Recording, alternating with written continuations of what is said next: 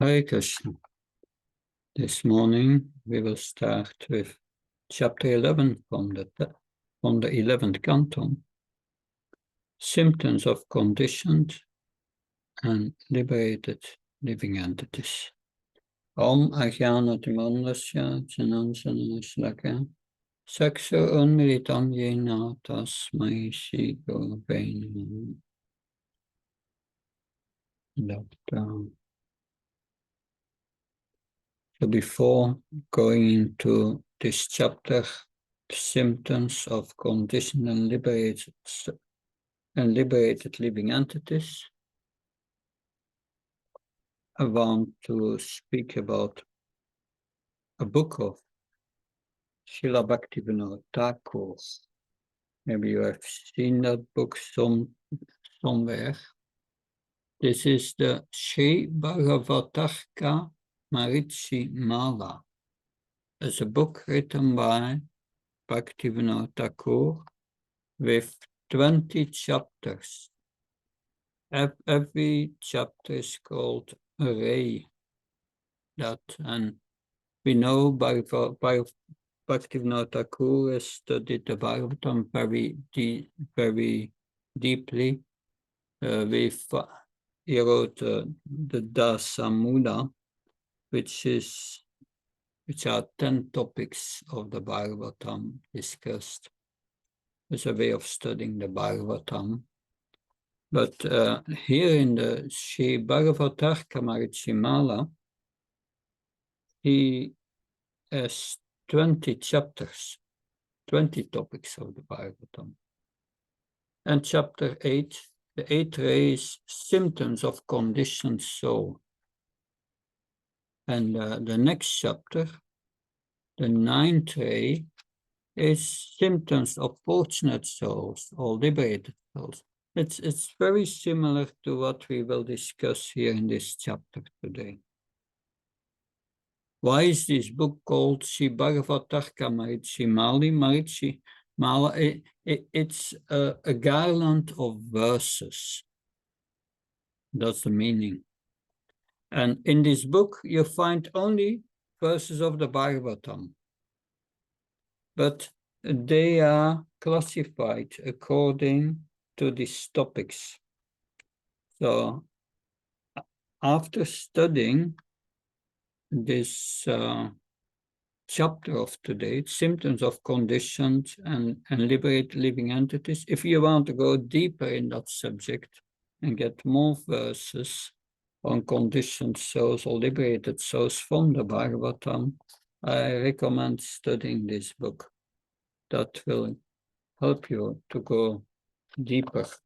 And we will refer to some of the verses that are mentioned in this book, but they are also mentioned in the purport here of our acharyas, that most of them.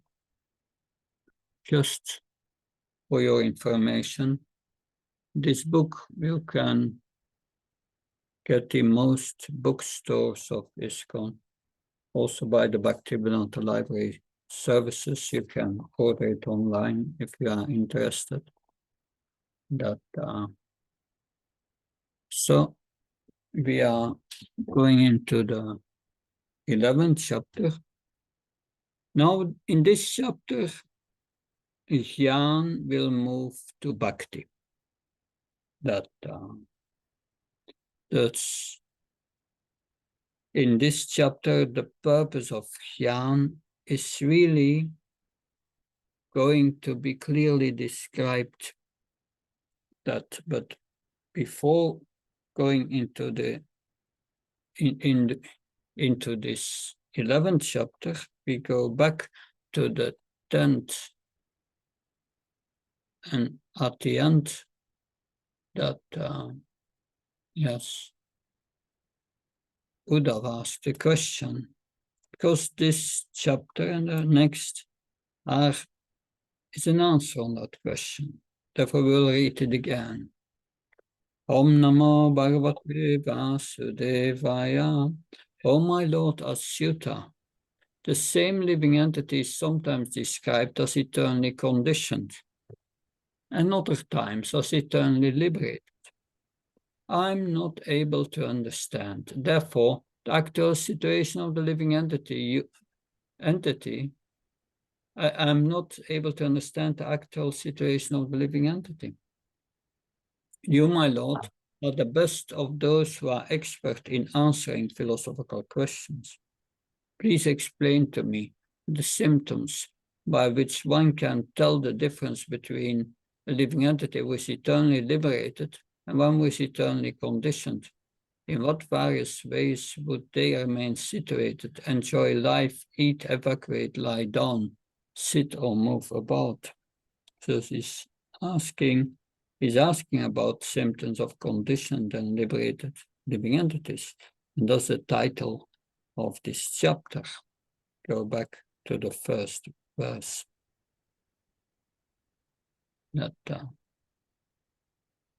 So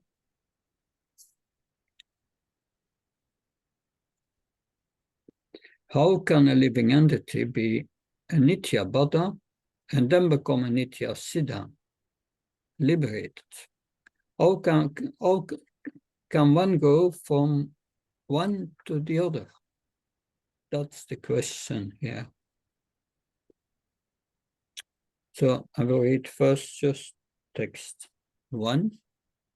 Sri Bhagavan Uvacha Bado Mukta iti vakya gunato mena vastutaha unasya maya mulatvam name moksha nabandhanam.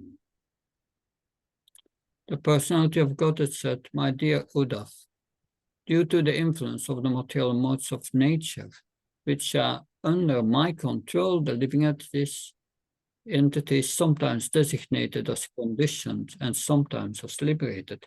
In fact, however, the soul is never really bound up or liberated. And since I am the supreme Lord of Maya, which is the cause of the modes of nature, I also am never to be considered liberated or in bondage. He is the supreme Lord of Maya. So in this chapter, the Supreme Personality of Godhead explains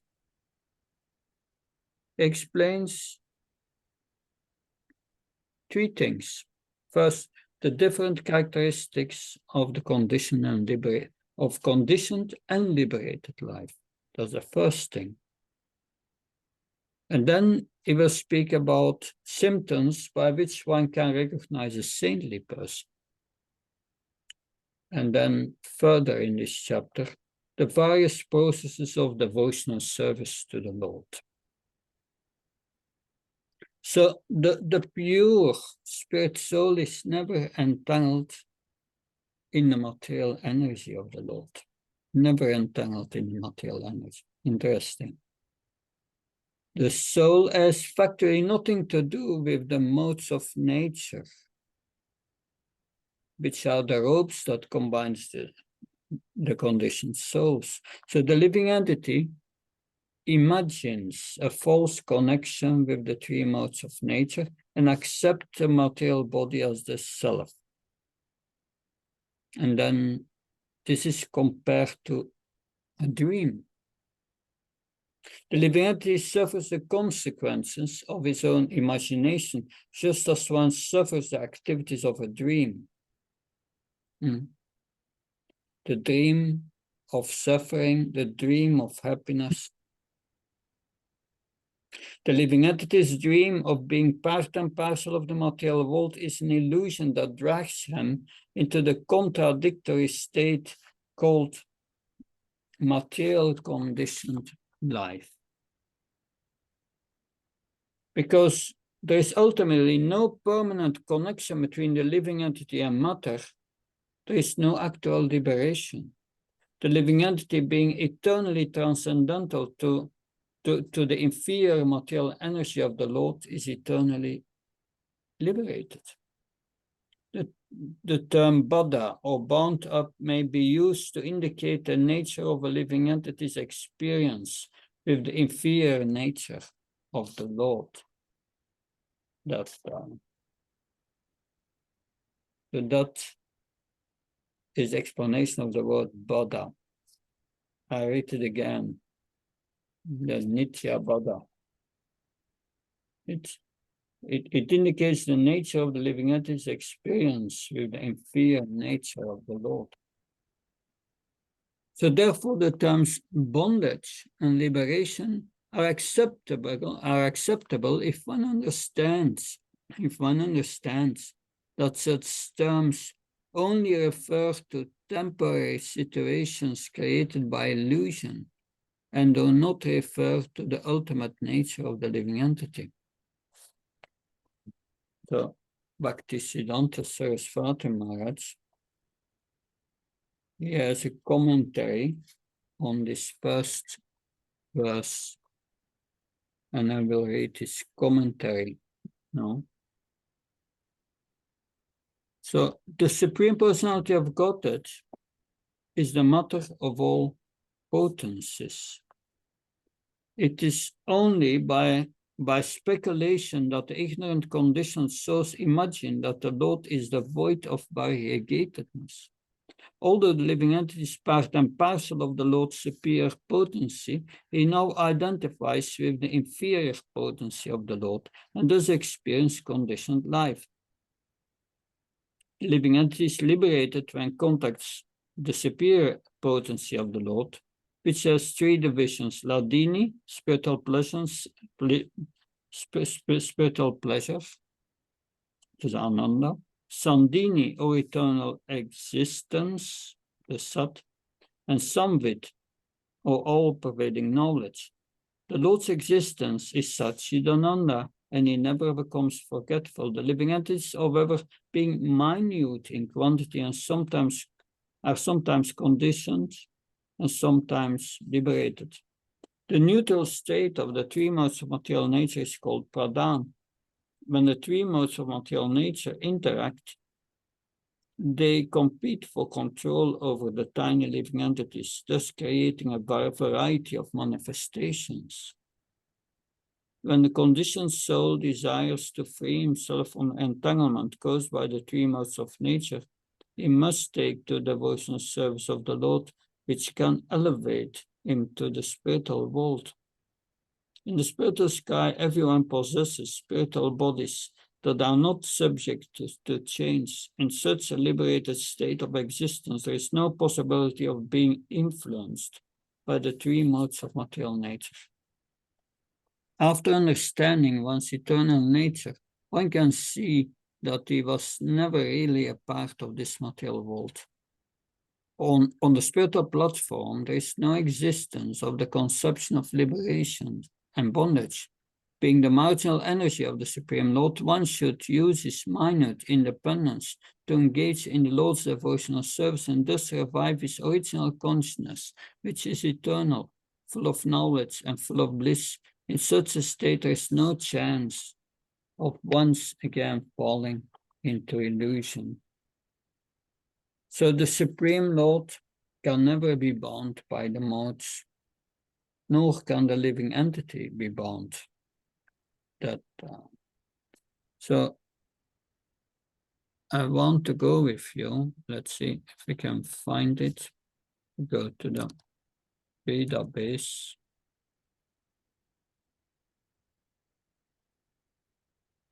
Bhagavatam, Canto 2,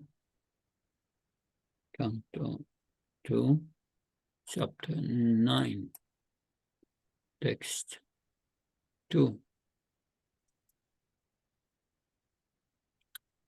The illusion living entity appears in so many forms offered by the external energy of the Lord while enjoying in the modes of nature.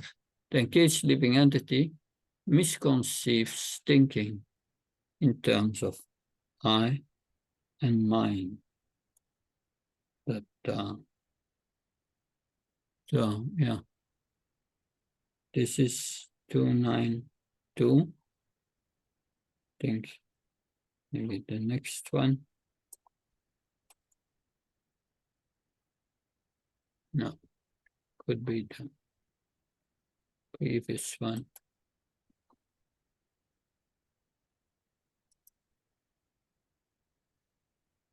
Yes, Swapna.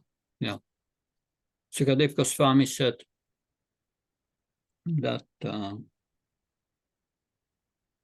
O king, unless one is influenced by an energy of the Supreme Personality of Godhead, there is no meaning to the relationship of the pure soul in pure consciousness with the material body. The relationship is just like a dreamer seeing his own body working. That in Srila Prabhupada, in a lecture on this verse, that in Tokyo, 1972, said, yes, we are not in contact with material nature. We need to become awakened. That's Prabhupada. Text 2.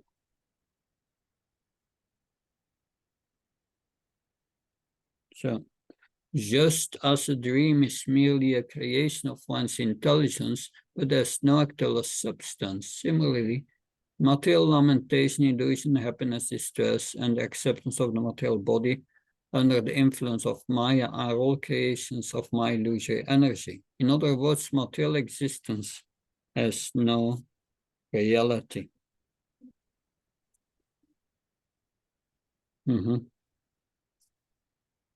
Now, the painful experience of the conditioned souls, why are they there? Because the conditioned soul tries to enjoy material sense gratification, but it gets painful experience. And they are meant to help him to help the conditioned soul to turn back to the Supreme Personality of Godhead. So that is the ultimate purpose of the material creation, is to bring the living entity back to the loving devotional service of the Lord. Therefore, even the sufferings of the material world may be seen as the transcendental mercy of the Lord. That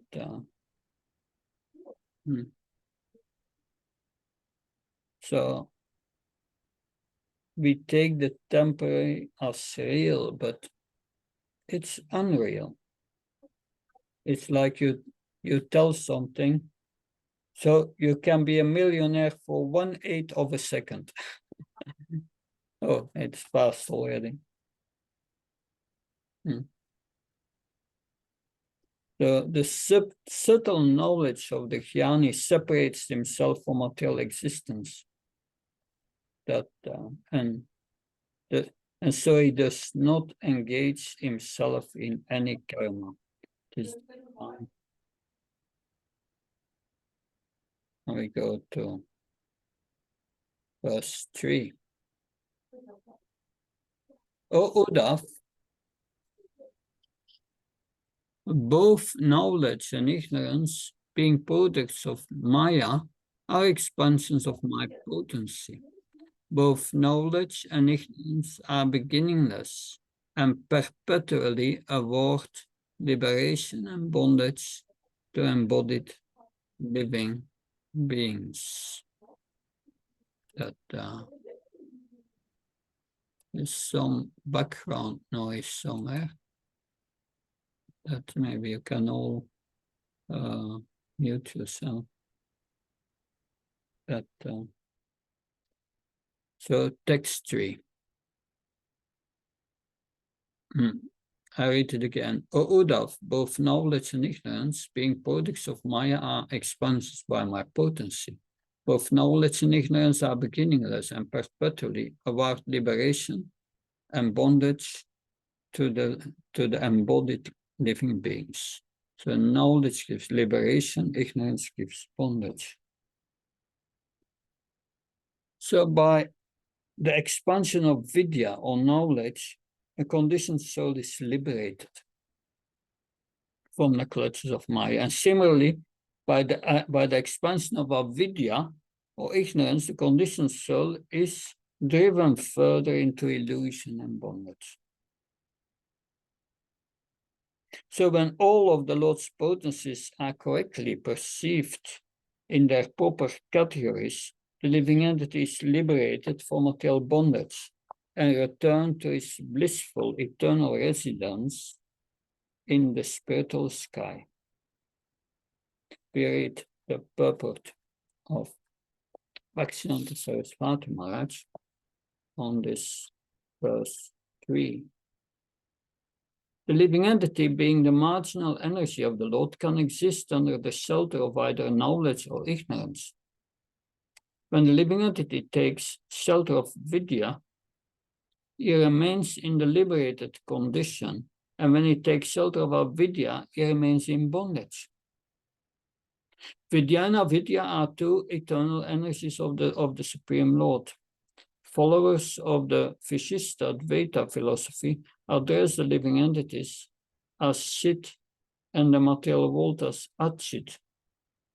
According to the Vedic statements, Yathabhaso Yatatama, Sri Jiva Goswami has described the living entities as Jiva Maya and matter as Guna Maya. It is mistaken in identification of the living entities with matter that causes illusory material existence or ignorance. When the living entity can see himself as superior potency of the Lord, giving up his misidentification with the inferior potency of matter, he can return to his blissful condition in the spiritual sky. So we place our sense of self in the body. That's the problem. Thus we are in illusion. Text 4. O most intelligent Uddhava, the living entity called Shiva is part and parcel of me. But due to ignorance, he has been suffering in the material world since time immemorial. By knowledge, however, he can be liberated. That Bhaktivedanta Saraswati Maharaj comments on this text 4.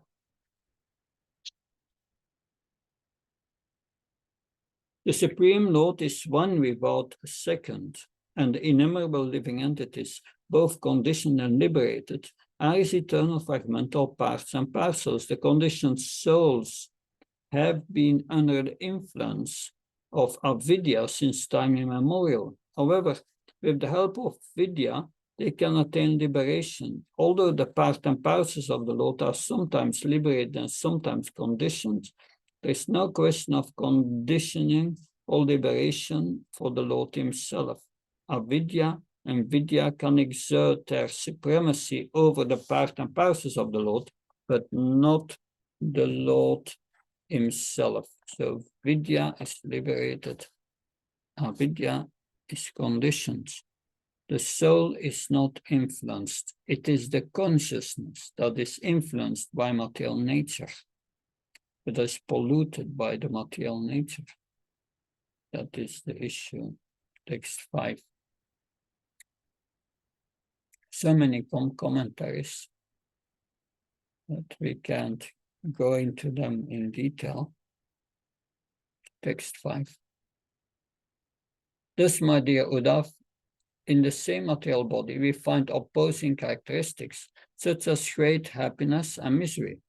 This is because both the Supreme Personality of Godhead, who is eternally liberated, as well as the conditioned soul, are within the body. I shall now speak to you about the different characteristics. The different characteristics. The purpose of, I read the purpose of Bhaktivedanta Saraswati because they are, you don't have them in your book. And the other purpose you can read at your own pace. So when the respective symptoms of the conditioned and liberated souls are carefully considered, there appear to be two contradictory natures. The conditioned state is full of lamentation, and liberated state is the platform of boundless happiness. The super soul is the controller of all energies. and the spirit soul, being the marginal energy, is always controlled. So yes, we are controlled. We become proud when that's coming from our false ego, and we don't want to listen to the advice of the super soul. Text 6.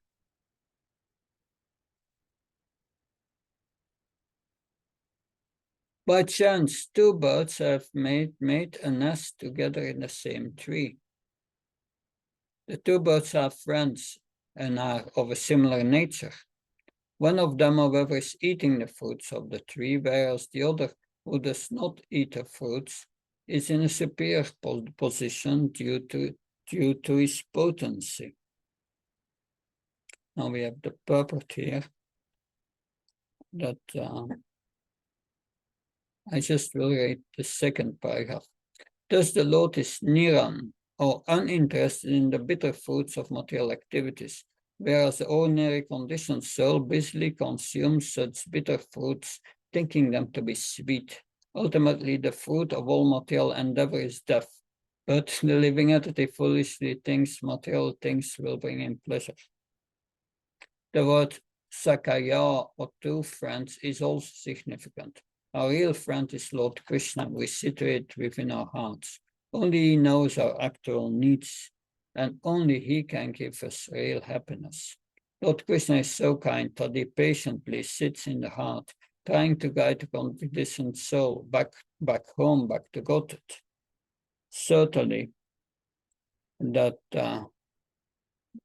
certainly no material friend would remain with his foolish companion for millions of years, especially if his companion were to ignore him or even curse him. But Lord Krishna is such a faithful, loving friend that he accompanies even the most demoniac living entity, and is also in the heart of the insect, the pig, the dog. That is because Lord Krishna is supremely Krishna conscious and sees every living entity as part and parcel of him. Every living being should give up the bitter fruits of the tree of material existence. Every living being should give up the bitter. One should turn one's face to the Lord within the heart and revives one's eternal relationship with one's real friend, Lord Krishna. The word satrisha, or similar nature, indicates that both the living entity and the personality of Godhead are conscious entities. As part and parcels of the Lord, we share the Lord's nature, but in infinitesimal quantity. Thus the Lord and living entity are Satrisha. So, yes, that this is then a quote of the Svetasvatara Upanishad. There are two birds in one tree. One of them is eating the fruit of the tree, while the other is witnessing the actions. The witness is the Lord, and the fruit eater is a living entity. So that's a self-realized soul, in other words. He does not experience himself as the body. He observes the machine, does not think himself to be the machine. He observes the machine, does not think himself the machine. He is free from the contamination of material nature, of material desire, I mean.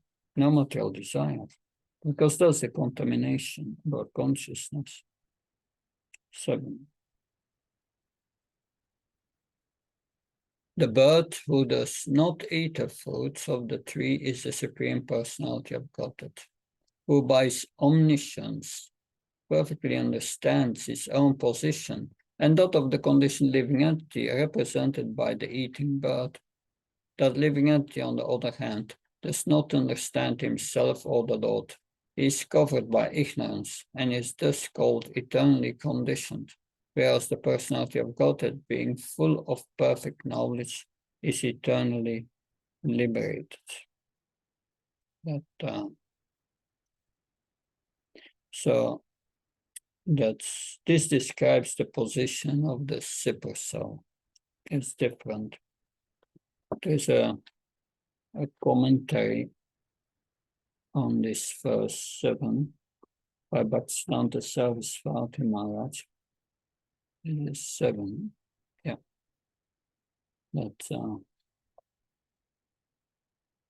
And there he quotes,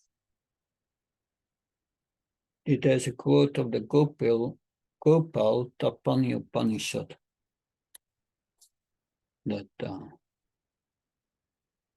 So first, the quote of Gopal Tapani Upanishad. There are two birds living as friends in the same tree, the living entity and the super soul. The living entity is a separate part and parcel of the Supreme Lord and enjoys the fruits of his fruitive activities.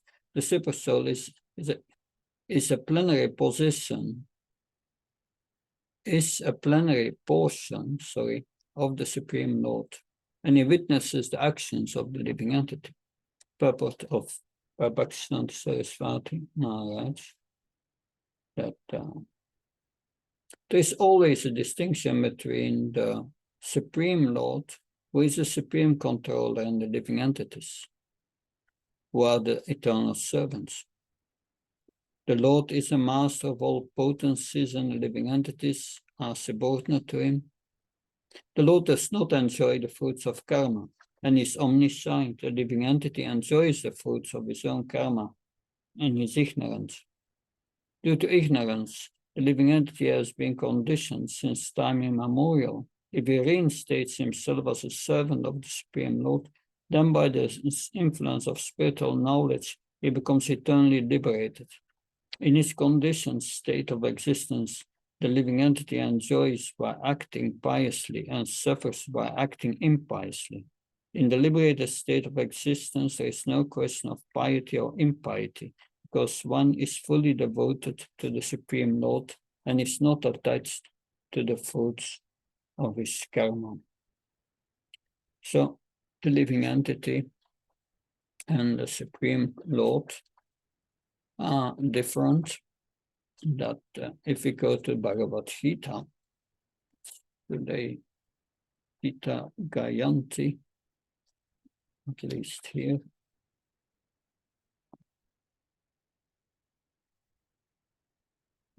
Bhagavad Gita 4.5, Krishna explains how he is different from Arjuna.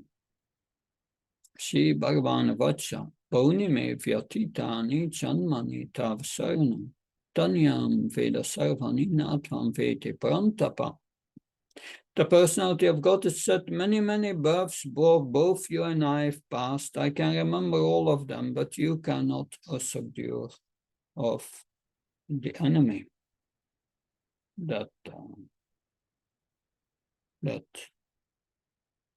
So you have here the word Buddha. That I think this is also mentioned here in the purport of 4.5.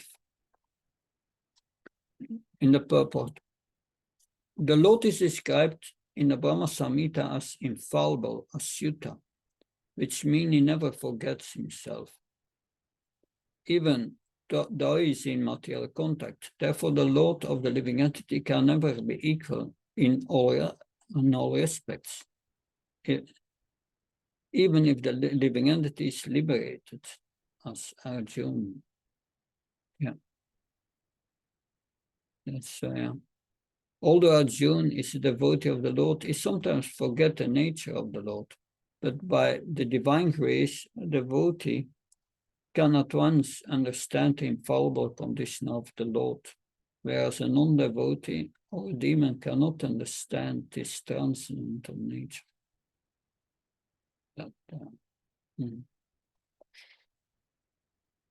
So yes, this is from the purport that think in the last paragraph.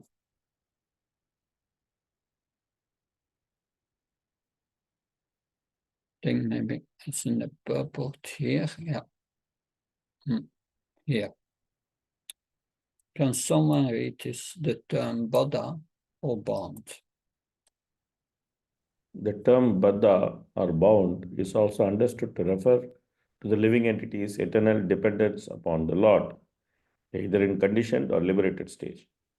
In the kingdom of Maya, the living entity is bound to the cruel laws of birth and death, whereas in the spiritual sky, the living entity is fixed in a bond of love to the Lord. Liberation means freedom from miseries of life, but never freedom from one's loving relationship with Lord Krishna, which is the essence of one's eternal existence.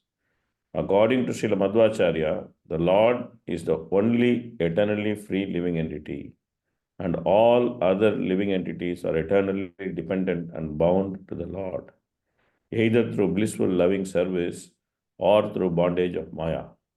The conditioned soul should give up tasting the bitter fruits of the tree of material existence and turn to his dearmost friend, Lord Krishna, who is sitting within his heart. There is no pleasure equal to or greater than the pleasure of pure devotional service to Lord Krishna. And by tasting the fruit of love of Krishna, the liberated living entity enters the ocean of happiness.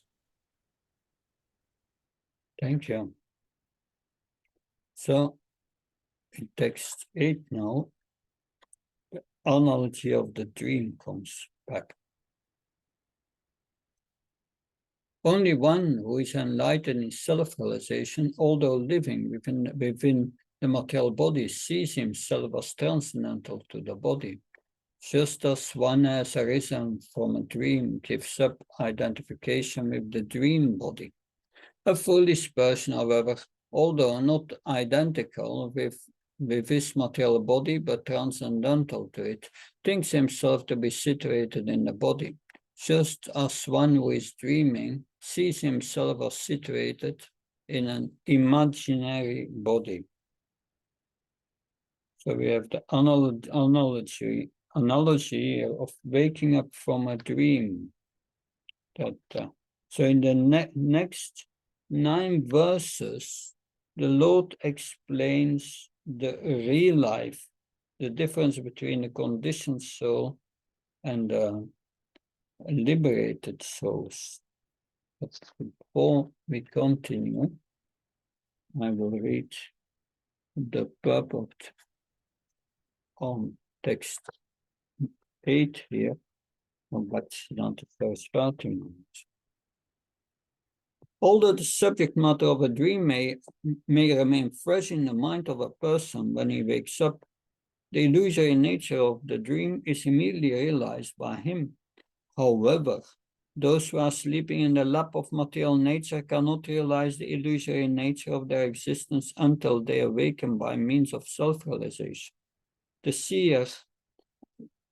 seer himself is eternal, but his dreams at night and his experience during the day are of no lasting importance, being no better than phantasmagoria. That is the commentary. Then we will do the same thing in text 9. As an enlightened person who is free from the contamination of material desire does not consider himself to be the performer of bodily activities. Rather, he knows that in all such activities, it is only the senses born of the modes of nature that are contacting sense objects born of the same modes of nature. Commentary by Bhaktivedanta Saraswati. Quote 1. The material body always interacts with the sense objects because in order to survive, the body must eat, drink, speak, sleep, and so on. But an enlightened person who knows the signs of Krishna consciousness never thinks, these sense objects are my property. they are meant for my pleasure. Text 10.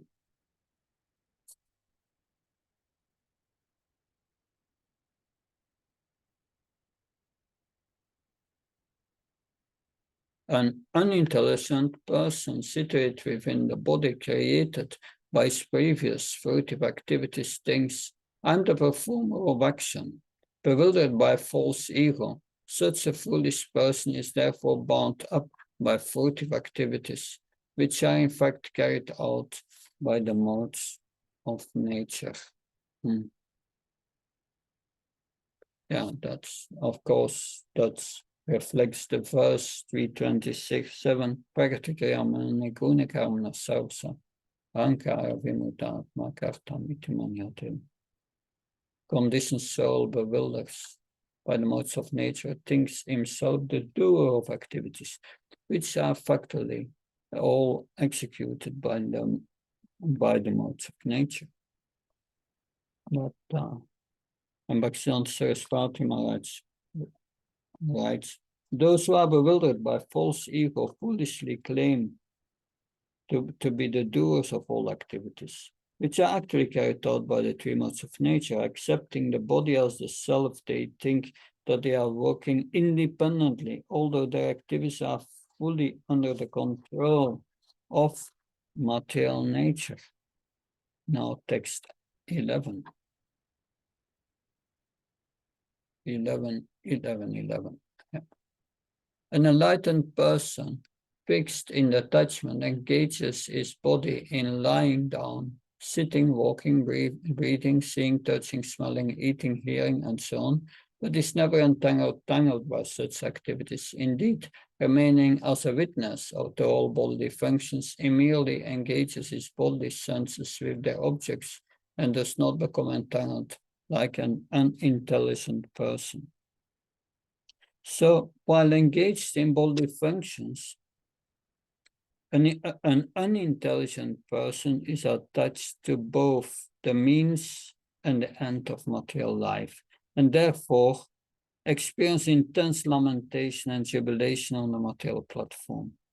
A self-realized soul, however, studies the inevitable defeat and suffering of ordinary persons and does not make the mistake of trying to enjoy the bodily functions even slightly. He instead remains a detached witness, merely engaging his senses in the normal functions of bodily maintenance. Again, Bhaktivedanta Saraswati Maharaj. An intelligent and experienced person is never compelled to act under the influence of the three modes of nature. He remains detached from activities like sleeping, sitting idle, and traveling, and is not forced to perform activities like looking, touching, smelling, and eating. Not forced. Text 12:13. Although the sky of space is a resting place of everything, the sky does not mix with anything, nor is it entangled. Similarly, the sun is not at all attached to the water in which it is reflected within innumerable reservoirs, and the mighty wind blowing everywhere is not affected by the innumerable aromas and atmospheres through which it passes. In the same way, a self-realized soul is completely detached from the material body and the material world around it. It is like a person who has awakened and arisen from a dream with expert vision sharpened by detachment. The self-realized soul cuts all doubts to pieces through knowledge of the self and completely redraws his consciousness from the expansion of material variety. That Bhaktivedanta Saraswati Maharaj. The self-realized soul is freed from all doubts when he directly experiences his eternal spiritual entity. Lord Krishna is the Supreme Personality of Godhead, and nothing is separate from him. Such an understanding frees one from all doubts. As stated here, just like the sky, the sun, and the wind, one who is self-realized is not entangled, although situated within the material creation of the world. So it essentially is here.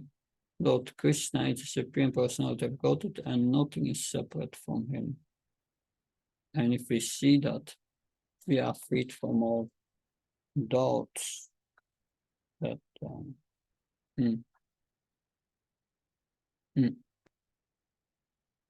that yes, in this verse says also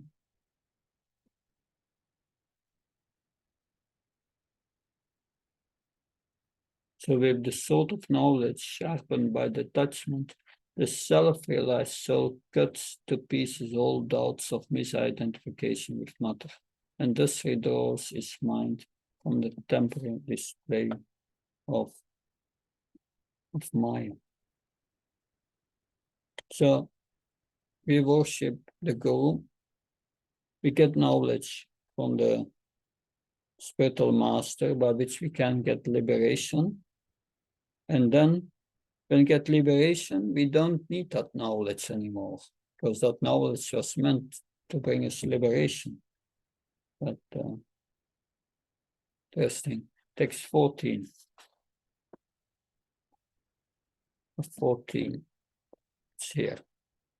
Let's see. 14.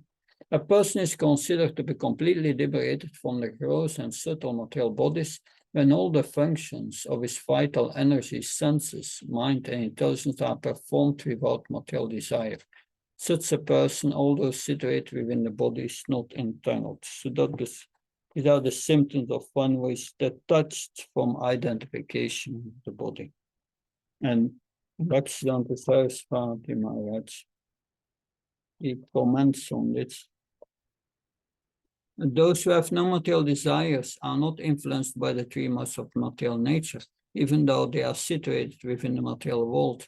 Their vital energy, senses, mind, and intelligence are purified when engaged in devotion and service of Lord Krishna. Non-devotees are the servants of their material desires, whereas devotees are the servants of the Supreme Lord. That text 15. Sometimes, for no apparent reason, one's body is attacked by cruel people or violent animals.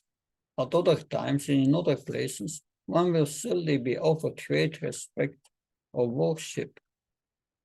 When one who becomes neither angry when attacked nor satisfied when worshipped is actually intelligent.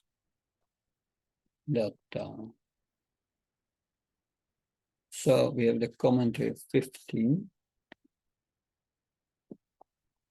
Sometimes one may be tormented, the purport of Bhaktivedanta is found. A person who is not affected, whether is tortured or worshipped, is a liberated soul, although living in this material world. That's, of course, very elevated. Can only appreciate that in our conditioned state. A saintly sage sees with equal vision. Now, these are the characteristics of saintly persons. But a saintly sage sees with equal vision, and therefore is not affected by that which is materially good or bad. Indeed, although he observes others performing good and bad work and speaking properly and improperly, the sage does not praise or criticize anyone. That Bhaktivedanta Saraswati writes, the equipoised sage who does not see material qualities and faults is liberated. He therefore neither glorifies anyone nor blasphemes anyone. That because he does not see material qualities and faults. He does not see. That's 17. For the purpose of maintaining his body, liberated sage should not act, speak, or contemplate in terms of material good or bad. Rather, it should be detached in all material circumstances and taking pleasure in self-realization. It should wander about, engaged in this liberated lifestyle, appearing like a retarded person or a person to outsiders. So, Bhaktivedanta Saraswati comments, a person who does not possess the above-mentioned qualities should be understood to be a conditioned soul. That 17, yeah. That he has no conception of good and bad because he sees how everything can be used for the satisfaction of the Lord. So this is the purport. Can someone read the purport according to Jiva Goswami? According to Srila Jiva Goswami, this verse describes a type of discipline recommended for the Jnana yogis, who by intelligence try to understand that they are not their material bodies.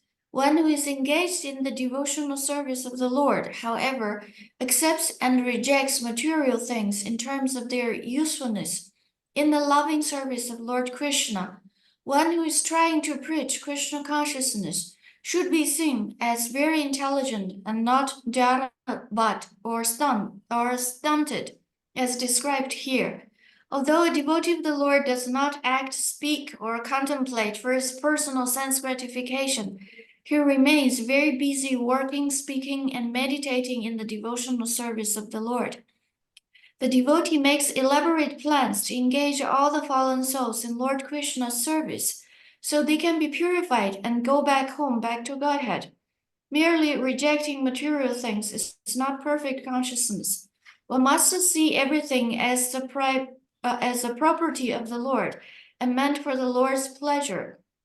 One busily engaged in spreading the Krishna consciousness movement has no time to make material distinctions, and thus automatically comes to the liberated platform.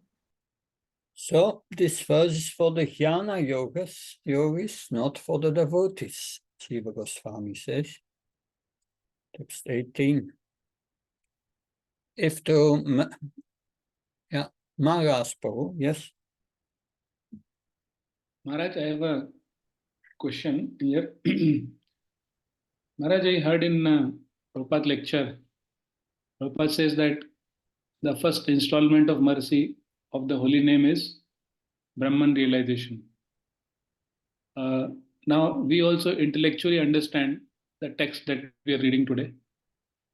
I'm just wondering, what is this realization? Is it something that some magic happens that we suddenly get realization we are not our bodies and we live like a liberated soul? And if it is a magic, I mean, it is yet to happen, because Prabhupada says this is the first installment of mercy of the holy name, chanting of holy name. What is it really, Maharaj? I want you to throw light on it.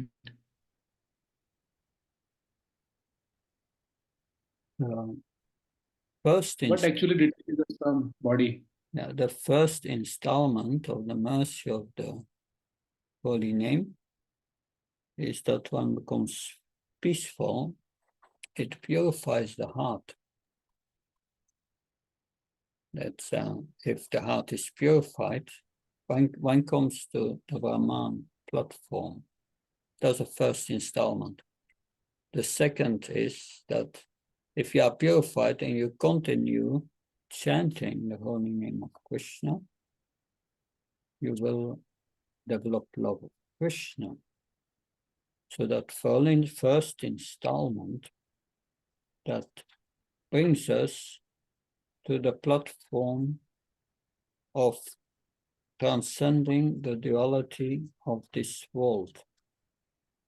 But this first installment is not going to bring us to the spiritual world yet, because Brahman realization is not sufficient to go to the spiritual world. We need we need to develop love of Krishna.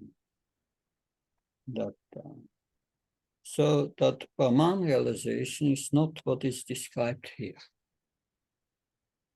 Because Brahman realization is realizing that I'm not his body. But it's not realizing one's real identity. To get realization of a liberated soul described here, you must realize that who you are and that you are different from this body.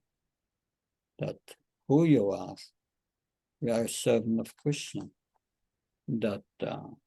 So therefore, we have in the second chapter, second canto, text chapter 10, text 6. The real liberation is described. Muktir itvan yatarupam svarupena vyavastiti.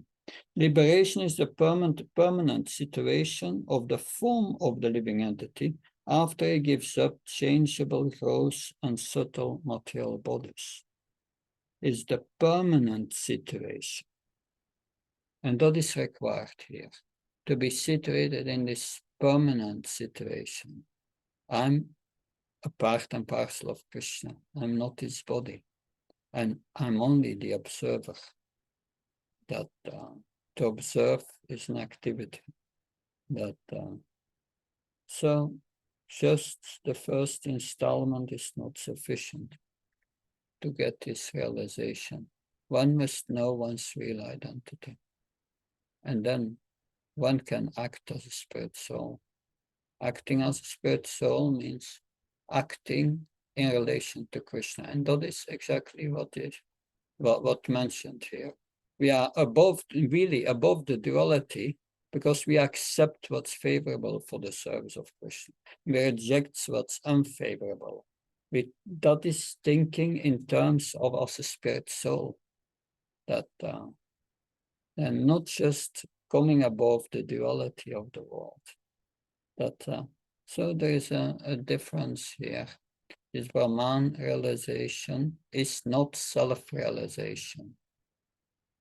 That is not self-realization. It's just a part of self-realization, realizing that we are not a body. But that's not sufficient. Does that help? It is. Yes, Maharaj, indeed. So these verses are very deep, and my experience is by hearing that one time, it's not sufficient. You have to read this chapter a few times, and probably something will sink down. That's very powerful chapters. So we go to the next verse. We were at 18. We didn't finish 18 yet. If through meticulous study one becomes expert in reading Vedic literature, but makes no endeavor to fix one's mind on the Supreme Personality of Godhead, then one's endeavor is certainly like that of a man who works very hard to take care of a cow that gives no milk. In other words, the fruit of one's laborious study of the Vedic knowledge will simply be the labor itself. There will be no tangible result. No tangible result. So this was 18. So we will first read the commentary and then the purport of Bhaktivedanta Sarasvati Maharaj. So can someone read his purport, please? Srila Vishwanath Bhakti. Yes, Maharaj. Yeah. Srila Vishwanath Chakravarti Thakur explains that the word pare The Supreme in this verse indicates the Supreme Personality of Godhead rather than the impersonal Brahman. Because Lord Krishna instruction makes reference to personality as the Supreme. In this case would be Ek Deshanvaya Virodha, or a contradictory, its illogical conflict with other shlokas spoken in the same context. It to take care of a cow. One must either grow food, grains to feed the cow, or if the pasture is not properly maintained, poisonous weeds will grow or snakes will multiply. And there will be danger. Cows are infected by many types of diseases and bugs, cleaned and disinfected. Similarly, fence around the cow pasture, and there's even more work to be done. Your voice is going back and sometimes fades. I don't know if others hear that also. That maybe I will continue reading. Similarly, fences must be maintained around the cow pasture, and there is even more work to be done. If the cow gives no milk, however, then one certainly performs hard labor with no tangible result. Laborious effort is also required to learn the Sanskrit language well enough to discern the subtle and esoteric meaning of the Vedic mantras. If after such labor one does not understand the spiritual body of the Supreme Personality of Godhead, which is the source of all happiness in life, and if one does not surrender to the Lord as the supreme shelter of all things, then he has certainly labored hard with no tangible result other than his own labor. Even a liberated soul who has given up the body concept of life will fall down if it does not take shelter of the Supreme Personality of Godhead. Very clear. The word nishnata, or expert, indicates that one must ultimately achieve the goal of life. Otherwise, one is not expert, as stated by Chaitanya Mahaprabhu, Prema Pramartha Mohan. The actual goal of human life is love of Godhead, and no one can be considered expert without achieving this goal. So this is a very important point. I read also Bhaktivedanta Saraswati Maharaj's purport on the 18th. The maintainer of a cow that does not give any milk does not receive any profit in exchange for his service. Similarly, the endeavor of a person who has very strenuously studied the Vedic literature will not prove fruitful if he has not concluded that he must devote himself to the service of the Lord. So this purpose of Bhaktivedanta Saraswati Maharaj, it summarizes everything. And that's very precise. Text 19.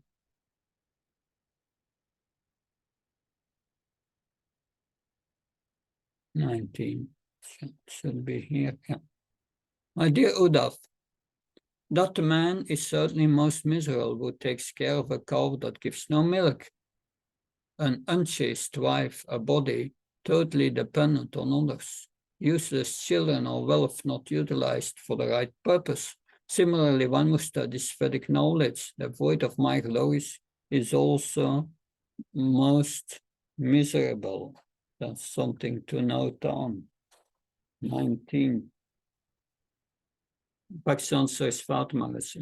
One who maintains a cow that does not produce milk, an unchaste wife, a body that is completely dependent on others, sons that are not of good character, and a wealth that is not used for good purposes suffers miseries, as do those who do not hear and chant the glories of the Supreme Lord. Text 20.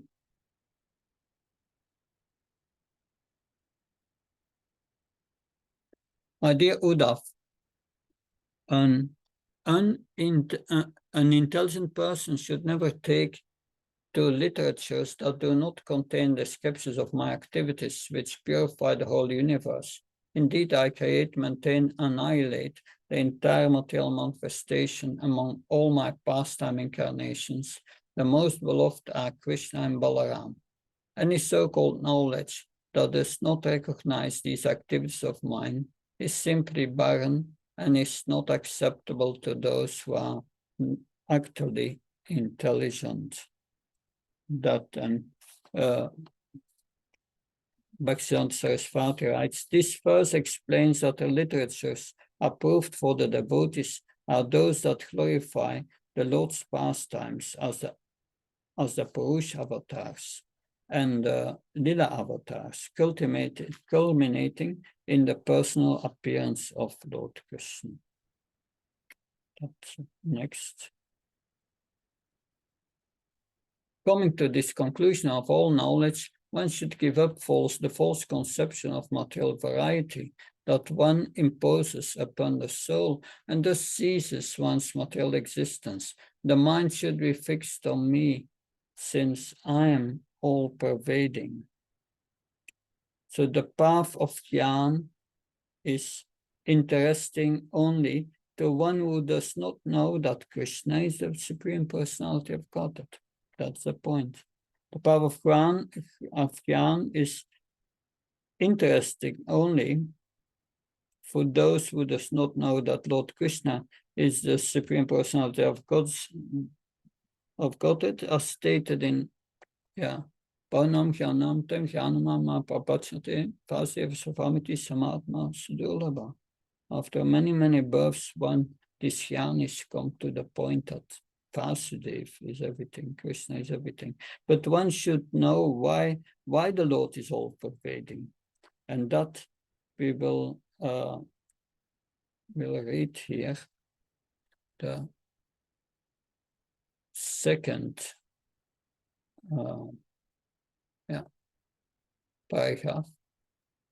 Can someone read? Everything is the ultimate. Everything is ultimately an expansion of Krishna, and therefore there is really no other object of meditation besides Krishna. Meditation upon any other object is also meditation on Krishna, but is imperfectly performed, as confirmed in Bhagavad Gita by the word avidhi purvakam. The Lord also states in the Gita that all living entities are on the path back home, back to Godhead. Because of ignorance, however, some of them go backward or stop along the way, foolishly thinking that their journey is finished, when in fact they are suspended in one of the minor potencies of the Supreme Lord. If one wants to intimately understand the nature of the absolute truth, one must take to the path of love of Godhead. As stated in Bhagavad Gita, Bhaktyamam abhijanati yavanyas tattvataha tato mam tattvato gnatva vishate tadanantaram. One can understand the Supreme Personality as he is only by devotional service. And when one is in full consciousness of the Supreme Lord, by such devotion, he can enter into the kingdom of God. Thank you. Thank you. Text 22 now. My dear Uddhava, if you are not able to free your mind from all material disturbances and thus absorb it completely on the spiritual platform, then perform all your activities as nothing to me, without trying to enjoy the fruits. This is very similar to the chapter 12 in the Bhagavad Gita.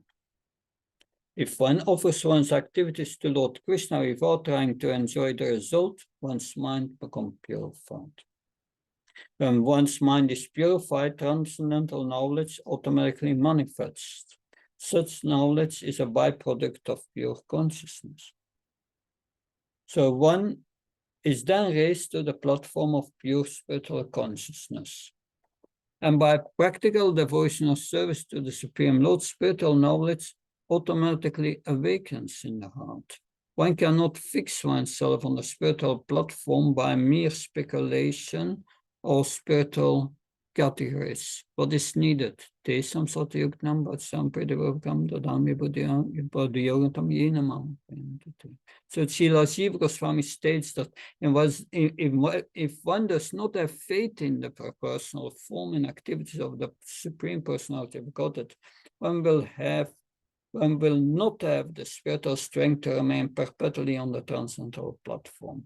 The conclusion of all philosophy is thus pure devotional service to the Supreme Lord Krishna. So Gyan here has moved to Bhakti now. And we will hear more, verse 23, 24. My dear Uddhava, narrations of my pastimes and quality are all auspicious and purify the entire universe. A faithful person who constantly hears, glorifies, and remembers such transcendental activities, who through dramatic performances relives my pastimes, beginning with my appearance, and would take full shelter of me, dedicating his religious, sensual, and occupational activities for my satisfaction, solely obtains unflinching devotional service to me, the eternal personality of Godhead. So, yes. So here we come to pure devotion. This verse explains how to attain pure devotion service. So can someone read the second paragraph of the purport? This. Hare Krishna Maharaj. Please. Lord Krishna's pastimes of stealing butter from the elderly gopis, enjoying life with his cowherd boyfriends and the young gopis, playing his flute and engaging in the rasa dance, etc., are all auspicious spiritual activities, and they are fully described in the 10th canto of this work. There are many authorized songs and prayers glorifying these pastimes of the Lord, and by constantly chanting them, one will automatically be fixed in smaranam, or remembrance of the Supreme Personality of Godhead. The Lord exhibited his opulences upon his birth in Kamsa's prison, and in the birth ceremony subsequently performed by Nanda Maharaja in Gokula. The Lord further performed many adventurous activities, such as chastising the serpent Kaliya and many other irresponsible demons. One should regularly take part in the ceremonies commemorating Krishna's pastimes, such as the Janmashtami celebration glorifying the Lord's birth. On such days, one should worship the deity of Lord Krishna and the spiritual master, and thus remember the Lord's pastimes. Yes. Now, the next paragraph. So there it is said the word dharma in this verse indicates that one's religious activity should always be connected with Krishna. Thus give charities to the Brahmins, because Brahmins and cows are very dear to Krishna, and give protection to the cows. So in this third and fourth paragraph, we find a lot of practical advice. So the real meaning of religion is to constantly serve the Supreme Personality of Godhead, whose form is eternal, full of bliss and knowledge. So Shiva Goswami says, in the beginning, one should follow this injunction strictly. Later it will be followed naturally. It will become natural, and in due course, one follows these injunctions. So we will read some of this practical advice here. If one can read the next paragraph, the word dharma in this verse.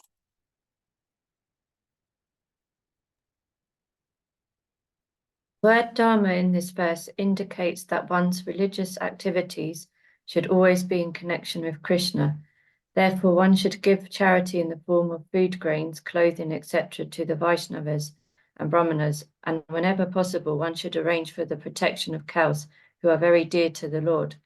The word karma indicates that one should satisfy one's desires with the transcendental paraphernalia of the Lord. One should eat Mahaprasadam, food offered to the deity of the Lord Krishna, and one should also decorate oneself with the Lord's flower garlands and sandalwood pulp, and should place the remnants of the deity's clothing on one's body.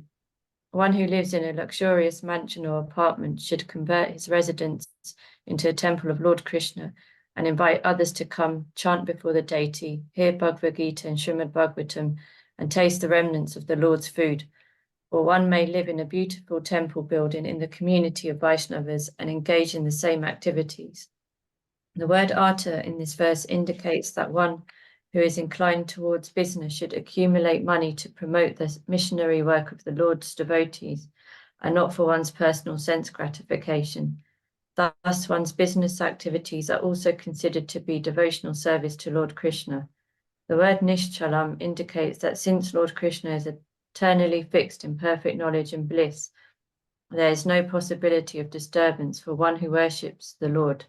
If we worship anything except the Lord, our worship may be disturbed when our worshipful deity is placed in an awkward position. But because the Lord is supreme, our worship of him is eternally free of disturbance. Thank you. Then Jiva Goswami, he gives more details about how this process further develops. If someone can read the next paragraph, one who engages in hearing.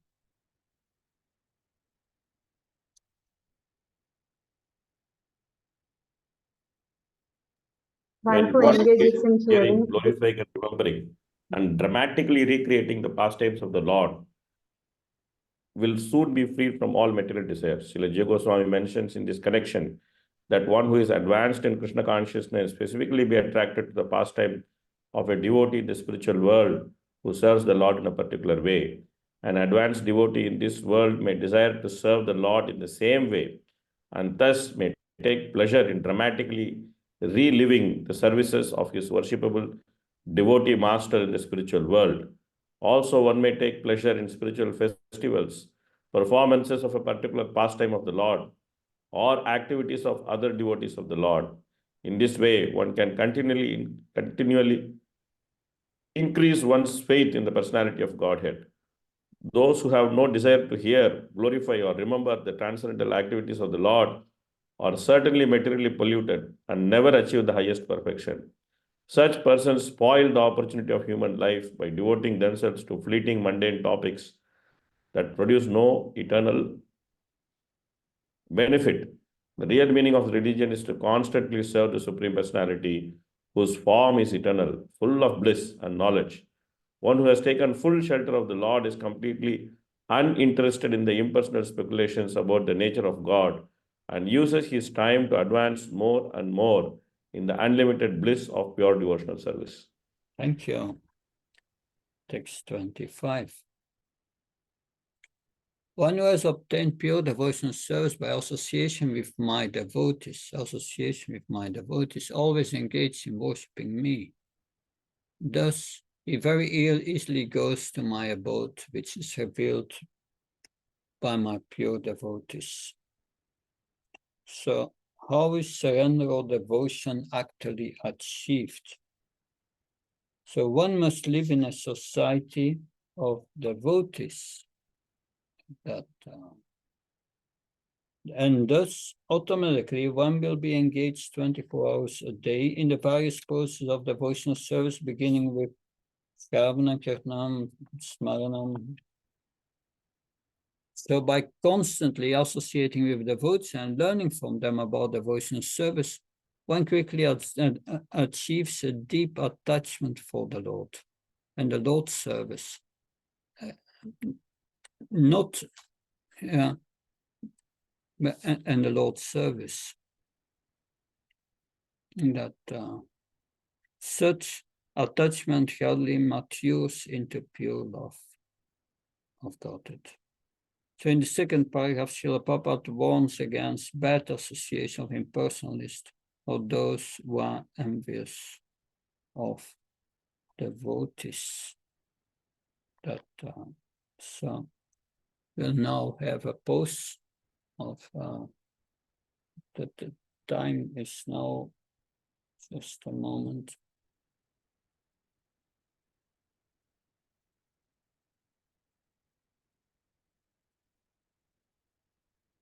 Yeah, it's 10 to 5. We will resume at 5:05, 50 minutes pause, and then we will discuss the second half. We are over half already of the chapter. Thank you very much. See you soon.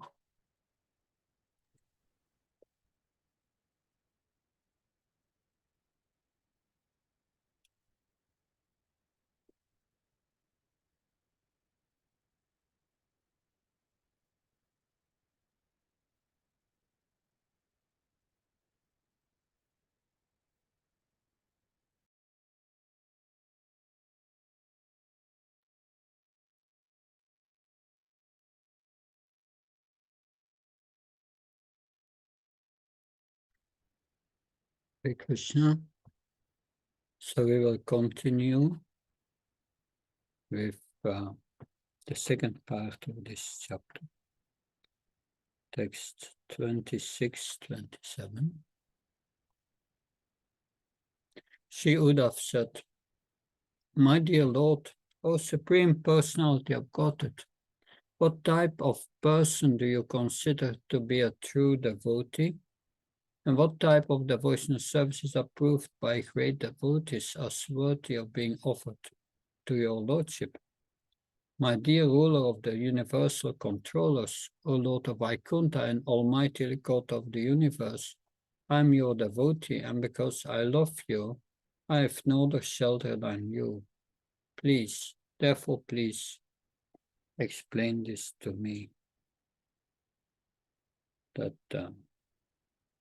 So pure devotees can expertly explain the proper methods of devotional service to Lord Krishna, because they are already absorbed in love of Krishna.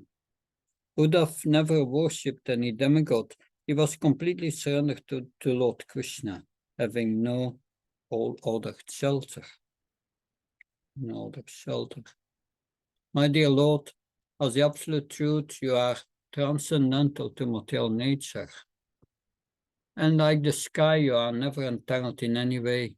Still being controlled by your devotee's love, you accept many different forms, incarnating according to your devotee's desires. That now here we have the fourth paragraph. Can someone read the fourth paragraph? Srimad Vacharya is quoted. Srila Madhvacharya has quoted from Prakasha Samhita as follows. The Lord accepts different spiritual bodies according to the desire of his devotees. For example, the Lord agreed to become the son of Vasudeva and Devaki. Thus, although Lord Krishna has an eternal blissful spiritual form, he appears to enter within the body of his devotee who become his mother. Although we speak of the Lord taking on body, the Lord does not change his form, as do the conditioned soul. They must change their material body. The Lord appears in his own eternally unchangeable forms. Lord Hari always appears in the form that are especially desired by his loving devotees and never in other form. However, if one thinks that the Lord, in a manner of an ordinary person taking birth, becomes the physical son of Vasudeva or other devotees, then one is victimized by illusion. The Lord merely expands his spiritual potency, causing his pure devotee to think, Krishna is now my son. One should understand that the Supreme Personality of Godhead never accepts or rejects a material body, nor does he give up his eternal spiritual form. Rather, the Lord eternally manifests his blissful bodies according to the loving sentiments of his eternal pure devotees. Thank you so much. Now, in the next 4 verses, 28 qualities of a pure devotee are described. That's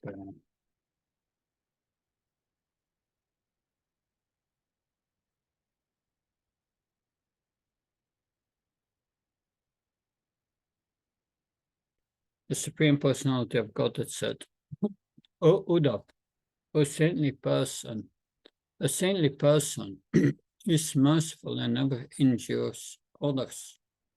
Even if others are aggressive, he is tolerant and forgiving to all living entities. His strength and meaning in life come from the truth itself. He is free from all envy and jealousy, and his mind is equal immaterial happiness and distress. Thus he dedicates his time to work for the welfare of all others. His intelligence is never bewildered by material desires, and he has controlled his senses. His behavior is always pleasing, never harsh, and always exemplary, and is free from possessiveness. He never endeavors in ordinary worldly activities, and he strictly controls his eating. He therefore always remains peaceful and steady. A saintly person is thoughtful and accepts me as his only shelter. Such a person is very cautious in execution of his duties, and is never subject to superficial transformations, because he is steady and noble, even in a distressing situation. He has conquered over the 6 material qualities, namely hunger, thirst, lamentation, illusion, and old age and death. He is free from all desires for prestige and offers honor to others. He is expert in reviving the Krishna consciousness of others, and therefore never cheats anyone. Rather, he is a well-wishing friend of all, being most merciful. Such a saintly person must be considered considered the most learned of men. He perfectly understands that the ordinary religious duties prescribed by me in various Vedic scriptures possess favorable qualities that purify the performer, and he knows that neglect of such duties constitute a discrepancy in one's life. Having taken complete shelter at my lotus feet, however, a saintly person ultimately renounces such ordinary religious duties and worships me alone. He is thus considered to be the best among all living entities. So this is an important purport that and we will first together read this purport, these 28 qualities. So we'll start with the first one. First is Kripalu. The devotee cannot tolerate seeing the world merged in ignorance and suffering, the whiplashes of Maya. Therefore, he basically engaged in distributing Krishna consciousness and is called Kripalu, or merciful. Akrita Doa. Even if someone is offensive toward a devotee does not become offensive in return. Indeed, he never acts against the interest of any living entity. One may argue that great Vaishnava kings such as Maharaj Pariksit, Maharaj Yudhishthira Maharaj, and Pariksit Maharaj executed many criminals. However, when justice is properly administered by the state, sinful, destructive persons actually benefit from their punishment because they become free from the severe karmic reactions they can become free from the severe karmic reactions to their illicit activities. A Vaishnava ruler gives punishments not out of envy or malice, but in faithful obedience to the laws of God. The Mayavadi philosophers will want to kill God by imagining that he does not exist as solely Kritadora, or most injurious to themselves and others. The impersonalist imagines that he himself is supreme, and thus creates a most dangerous situation for himself and his followers. Similarly, the karmas who are dedicated to material sense gratification are also killers of the self. Because of their absorption in material consciousness, they lose all chance of experiencing the absolute truth and the truth of their own self. Therefore, all living entities will come under control of materialistic regulations and duties are unnecessarily harassing themselves and others. And a pure Vaishnava feels great compassion and concern for them. A devotee never uses his body or words to perform any act harmful to the welfare of any living entity. Can someone continue and read maybe up to number 10, the Tikshu first? Tikshu. A devotee forgives and forgets any offense against himself. A Vaishnava is personally detached from his material body, which is made up of pus, stool, blood, and so on. Therefore, the devotee is able to overlook the obnoxious behavior he sometimes meets with in the course of preaching work and always deals with people as a perfect gentleman. A Vaishnava loudly chants the holy name of the Lord and tolerates and forgives those fallen conditioned souls who are unable to reciprocate properly with a pure devotee. Satyasara. A devotee always remembers that he is the eternal servant of the Supreme Personality of Godhead, who is omniscient, the reservoir of all pleasure, and the ultimate enjoyer of all activities. By avoiding activities outside devotional service, a devotee remains fixed in the truth, does not uselessly waste time, and thus becomes bold, powerful, and steady. Anavadhyatma. A devotee knows that the material world is a temporary phantasmagoria and therefore does not envy anyone in any material situation. He never tries to agitate others or criticize them unnecessarily. Sama. A devotee remains steady and equal in material happiness or distress, fame or infamy. His actual wealth is consciousness of Krishna, and he understands that his real self-interest lies outside the scope of material nature. He does not become excited or depressed by external events, but remains fixed in consciousness of the omnipotency of Lord Krishna. Sarvopakaraka. Neglecting one's selfish desires and working for the satisfaction of others is called paropakara, whereas causing trouble to others for one's personal gratification is called parapakara. A devotee always works for the pleasure of Lord Krishna, who is the resting place of all living entities, and thus a devotee's activities are ultimately pleasing to everyone. Devotional service to Lord Krishna is the perfectional stage of welfare work, since Lord Krishna is the supreme controller of everyone's happiness and distress. Foolish persons under the influence of false egotism, considering themselves to be the ultimate well-wishers of others.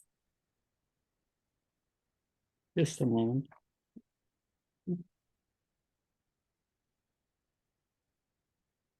Execute superficial materialistic activities rather than attending to the eternal happiness of others. Because a devotee remaining pure and engages in missionary activities, he is everyone's best friend. And maybe Kamer, someone else can Okay. read 8.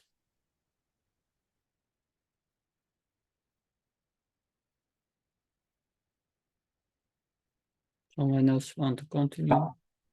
Kamer ahati. Ordinary persons see all material things as objects for their personal gratification and thus try to acquire or control them. Ultimately, a man wants to possess a woman and enjoy sex gratification with her. The Supreme Lord supplies the desired fuel that causes the fire of lust to burn painfully in one's heart. But the Lord does not give self-realization to such a misguided person. Lord Krishna is transcendental and neutral, but if one is eager to exploit the Lord's creation, the Lord gives one facility through Maya, and one becomes cheated of real happiness by entangling himself in the false role of a great and lusty enjoyer of the world. On the other hand, one who has taken full shelter of Krishna is enriched with perfect knowledge and bliss and is not cheated by the seductive appearances of the material world. A pure devotee does not follow the path of the foolish deer, which is seduced by the hunter's horn and killed. A devotee is never attracted by the sensuous entreaties of a beautiful woman, and he avoids hearing from bewildered karmis about the so-called glories of material acquisition. Similarly, a pure devotee is not bewildered by aroma or taste. He does not become attached to sumptuous eating, nor does he spend the whole day making arrangements for bodily comfort. The only actual enjoyer of God's creation is the Lord Himself, and the living entities are secondary enjoyers who experience unlimited pleasure through the Lord's pleasure.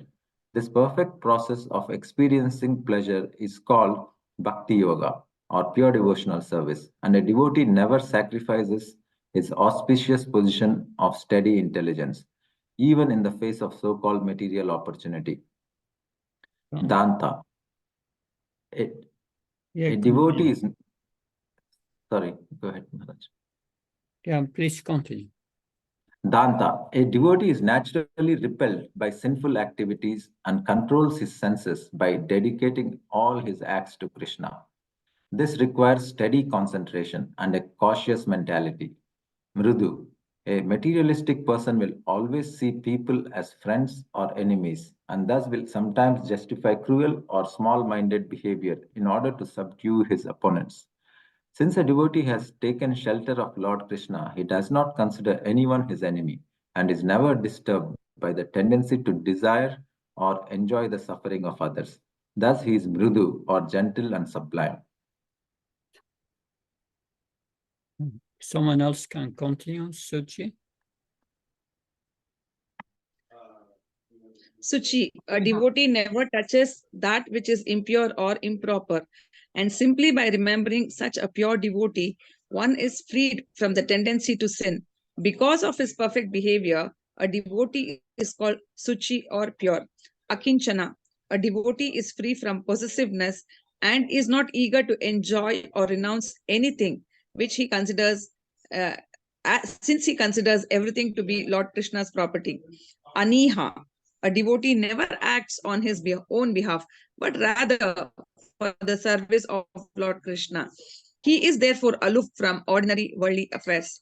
Mitabhuk, a devotee accepts material sense objects only as far as necessary to keep himself healthy and fit in Lord Krishna's service. He is therefore not entangled by his sense activities and never injures his self-realization. When necessary, a devotee can give up anything for Lord Krishna's service, but he does not accept or reject anything for his personal prestige. Shanta. Those trying to exploit the Lord's creation are always disturbed. A devotee, however, is detached from such pointless activities and understands sense gratification to be diametrically opposed to his self-interest. Being always engaged according to the Lord's desire, he remains peaceful. Sthira. Remembering that Lord Krishna is the basis of everything, a devotee does not become fearful or impatient. Mat Sharana. A devotee does not take pleasure in anything except serving Lord Krishna and is constantly attentive in the execution of his duties.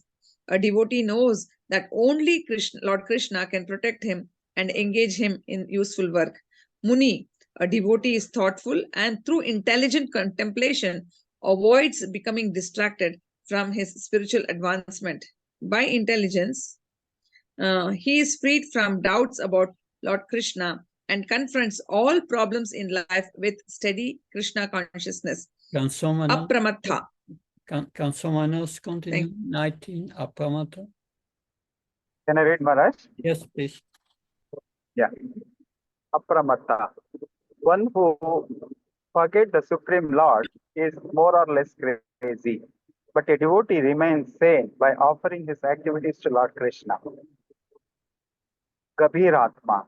As a devotee merges into the ocean of Krishna consciousness, his own consciousness becomes deeper and deeper. Ordinarily, superficial person hovering on the material platform cannot fathom the extent of a devotee's awareness. 21. Dhritiman. By controlling the urges of the tongue and genitals, the devotee remains steady and patient and does not impulsively change his position. Jita Sadguna. By spiritual knowledge, a devotee is able to conquer the pushing of hunger, thirst, lamentation, illusion, old age, and death. 23. Amani. A devotee is not puffed up, and even if he is famous, he does not take such a fame very seriously. Manadha. A devotee offers all respect to others, since everyone is part and parcel of Lord Krishna. Kalya. A devotee is expert in making people understand the truth of Krishna consciousness.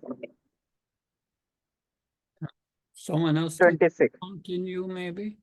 Maitra? Someone else? Okay, bye.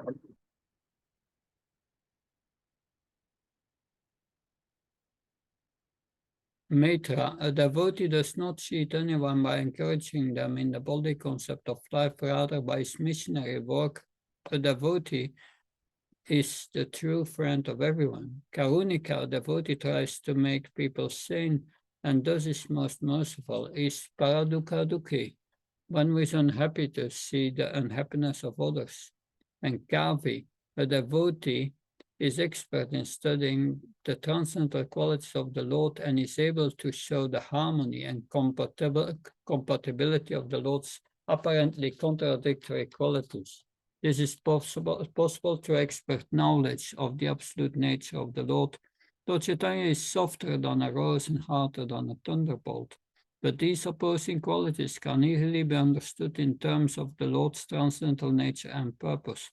One who is always able to understand the truth of Krishna consciousness without opposition or confusion is called a kavi, or most learned. So these are all these qualities. So in the beginning, one cultivates devotional service mixed with karma, and then one progresses to the practice of devotional service mixed with jnana. And the stage of perfection, however, is characterized as being devoid of karma and jnana. So that is the meaning of pure devotional service here. And then one develops these 28 qualities. So one who fully engages in the unalloyed devotional service of the Lord is expected to develop all of these qualities. And so this is an essential quality of bhakti. The essential quality of bhakti is surrender. I'm a servant of Krishna. That so yes, don't offend anyone. Whereas this quality, even if it does not have developed the other qualities. That so the svaruplakshana of the bhakti is surrender. Is the primary quality, and through surrender, all these qualities develop. That go to text 33. My devotees may or may not know exactly what I am, who I am, and how I exist, but if they worship me with unalloyed love, then I consider them to be the best of all devotees.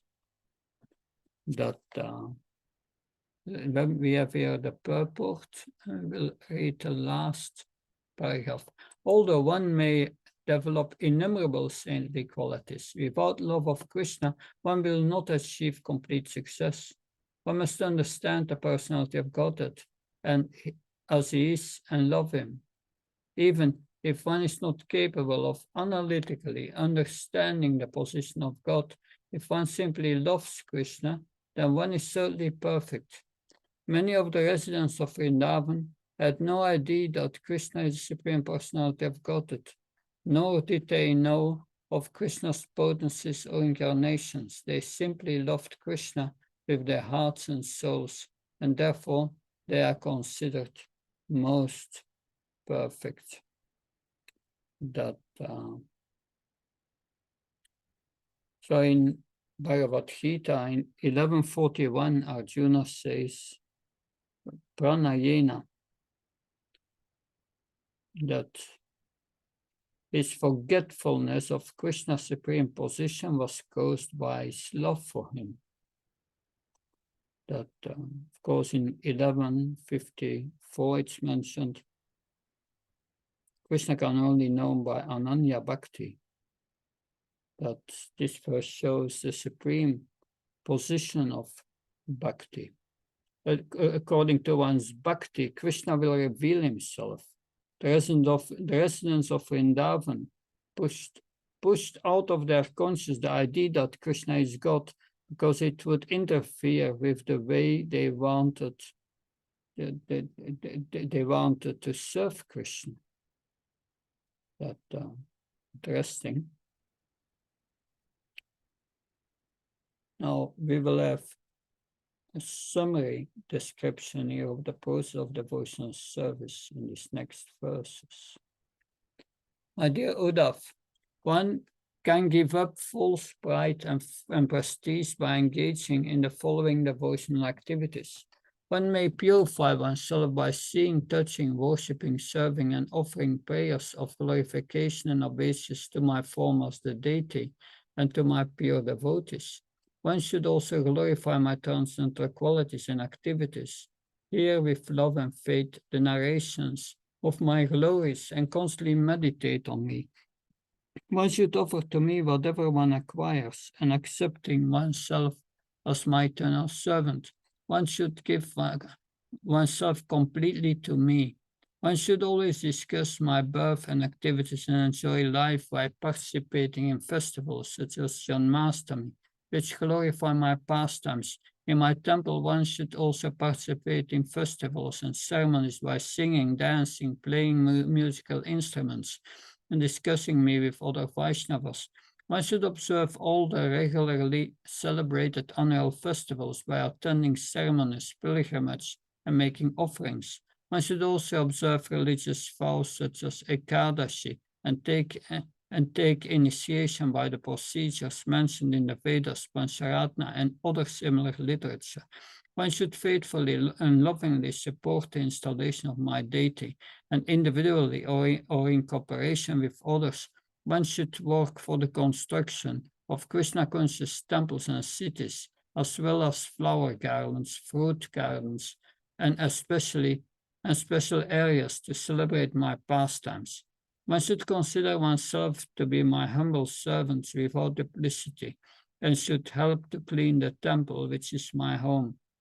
First, one should sweep and dust thoroughly, and then one should further cleanse with water and cow dung. Having dried the temple, one should sprinkle scented water and decorate the temple with mandalas. One should thus act as my servant. A devotee should never advertise his devotional activities. Therefore, his service will not be the cause of false pride. One should never use lamps that are offered for me for other purposes simply because there is need of illumination, and similarly, one should never offer to me anything that has been offered or used by others. Whatever is most desired by one within the material world, and whatever is most dear to oneself, one should offer that very thing to me. Such an offering qualifies one for eternal life. Many of these points here are in the Nectar of Devotion also. That is the scriptural basis. In these verses, the Lord elaborately describes the process of devotional service. One should always be submissive to his spiritual master. One should attend Vaishnava festivals. One should have faith in deity worship. Never use the deity's paraphernalia for sense gratification. Never offer paraphernalia to Lord Krishna previously offered or used by others. One should offer his most dear possession to Lord Krishna. And we have a commentary on this verse of Bhaktisiddhanta Saraswati Maharaj. It's one page, and I will read it for you. Pure devotees never consider the things on this world to be meant for their personal enjoyment, without connection to Krishna consciousness.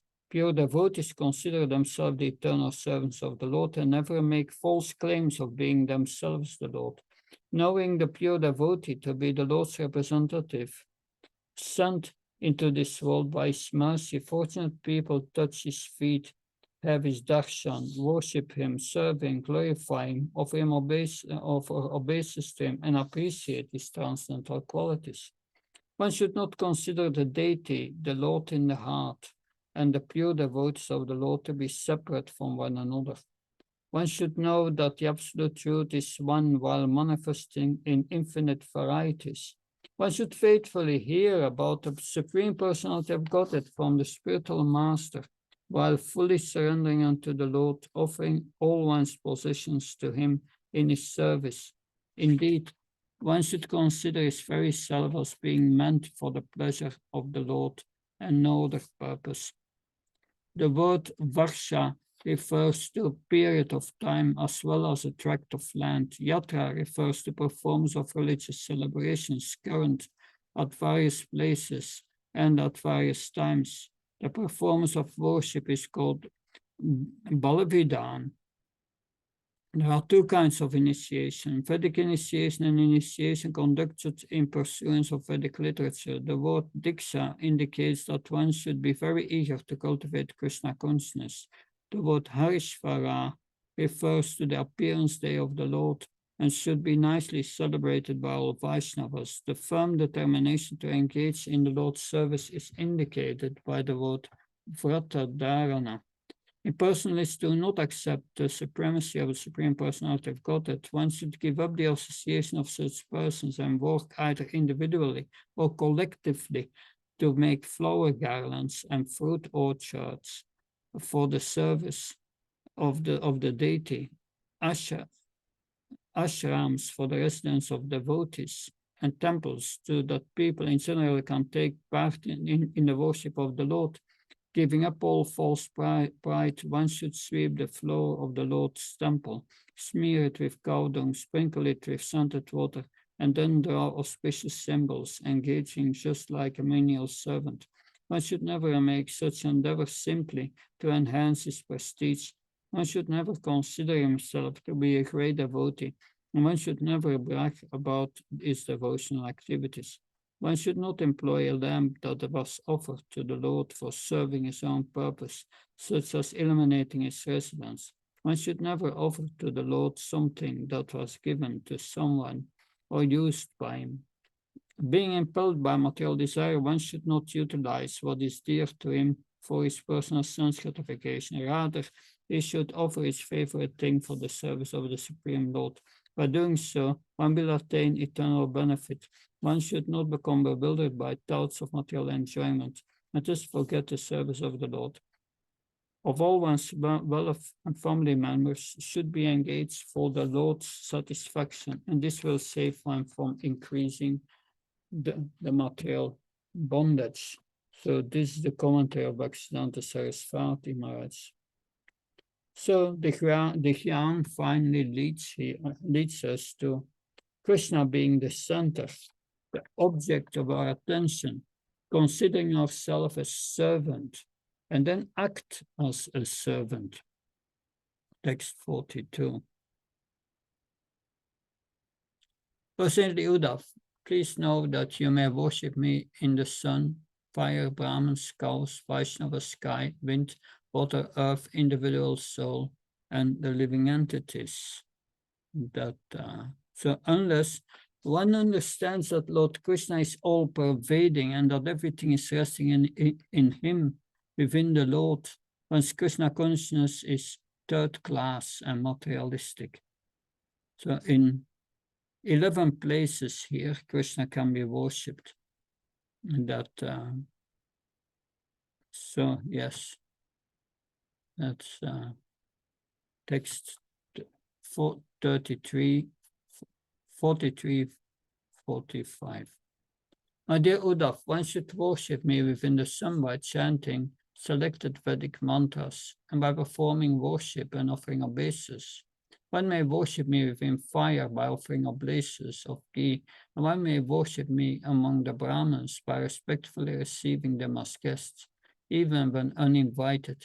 I can be worshipped within the cows by offering of grass and other suitable grains and paraphernalia for the pleasure and health of the cows. And one may worship me within the Vaishnavas by offering loving friendship to them and honoring them in all respects. Through steady meditation, I am worshipped within the inner space of the heart. And within the air, I can be worshipped by knowledge that prana, the life air, is the chief among elements. I am worshipped within water by offerings of water itself, along other elements such as flower and tulsi leaves. And one may worship me within the earth by proper application of confidential seed mantras. One may worship me within the individual living entity by offering food and other enjoyable substances. And one may worship me within all living entities by seeing the super soul within all of them, thus maintaining equal vision. That I will also read the first paragraph of the purport of Bhaktivedanta Saraswati Maharaj. Bhaktivedanta Saraswati Maharaj writes, it is not possible to understand the transcendental Lord simply by accumulating knowledge with the help of materially conditioned senses. Considering this, one should not think of the sun, the Brahmins, cows, Vaishnavas, the sky, the air, water, the earth, and the individual spirit souls as devoid of any relationship with the absolute truth, and thus to be avoided. Rather, one should accept all these entities as being favorable for the execution of one's devotional service. As soon as one sees anything as separate from the service of the Lord, one will certainly neglect it. These entities should be accepted as worshipable because of their relationship with the Lord. That this is Bhaktisiddhanta Saraswati Maharaj's comment. That then we go to text 46. Thus, in the previously mentioned place of worship, and according to the process I've described, one should meditate on my peaceful transcendental form with four arms holding a conscious sudarshan, disc, club, and lotus flower. In this way, one should worship me with fixed attention. That four-armed form, interesting. Then Bhaktivedanta Saraswati Maharaj, by worshipping all these as if they were independent entities, one will be considered a pantheist, or one who worships many gods. One should meditate on the form of the Lord Narayan, who holds conch, disc, club, and lotus in his hands, as being situated within all living entities. In this way, the worship of all these entities will be in relation to Lord Hari. That is what the recommendation of Bhaktisiddhanta Saraswati Maharaj. 47. When he has executed sacrificial performance and pious work for my satisfaction, and who thus worships me with fixed attention, obtains unflinching devotion service unto me. By the excellent quality of his service, such a worshipper obtains realized knowledge of me. Again, Bhaktisiddhanta Saraswati Maharaj. The congregational chanting of the holy name of the Lord and the worship of the spiritual master are the best means for rising to the platform of pure devotional service. It is far better to chant the holy name of the Lord in the association of sincere devotees than to simply practice some form of dry renunciation of food sacrifices. This is the process recommended for this age, and those who are actually intelligent will perform Krishna Sankirtan with great enthusiasm. That's the commentary of Bhaktisiddhanta Saraswati Maharaj on 47. 48. 48. My dear Uddhava, I'm personally the ultimate shelter and way of life for saintly liberated persons, and thus If one does not engage in my loving devotional service, which is made possible by associating with my devotees, then for all practical purposes, one possesses no effective means for escaping material existence. So one must cultivate devotional service in association of devotees. Well, we have here the purport, but I will read the purport of Bhaktivedanta Saraswati Maharaj. The Supreme Personality of Godhead alone is the ultimate goal and shelter of saintly persons. Religiosity, economic development, sense gratification, and liberation are not the ultimate goal of life. Although these are desired by the conditioned souls, they are full of inauspiciousness. By constantly engaging in the service of the Supreme Lord in the association of devotees, one certainly achieves the ultimate goal of life. Now that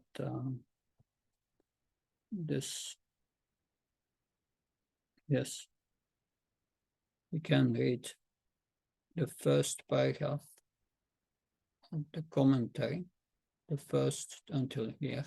Can someone read the first paragraph of the purport, please? Lord Krishna has described to Uddhava the characteristics of Jnana Yoga and Bhakti Yoga, both of which are considered to be spiritual processes.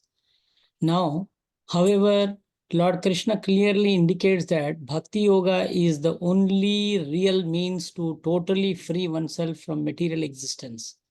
And that Bhakti Yoga is not possible without satsanga, or association with other Vaishnavas on the path of bhakti, mishra, jnana, or speculation on the absolute truth mixed with devotion. One is still affected by the three modes of material nature. The pure soul, liberated from all material qualities, has no tendency or desire to engage in philosophical speculation. Severe austerities or impersonal meditation. The pure soul simply loves Krishna and wants to serve him constantly. Jiver Swarupahai Krishner Nityadas. Pure devotional service to the Lord is called Kevala Bhakti, whereas Nityadas okay. Whereas devotional service mixed with speculative propensities is called Guna Bhuta Bhakti, or devotional service polluted by material modes of nature. One who is actually intelligent does not make a show of philosophical wizardry, but rather discerns the superiority of pure love of Godhead and takes to the path of Kevala Bhakti. One who emphasizes so-called intellectual achievements is actually less intelligent, because such a person is more attracted to intelligence than to the pure soul, which is superior. It should be understood, however, that pure devotional service, not non-philosophical or anti-intellectual.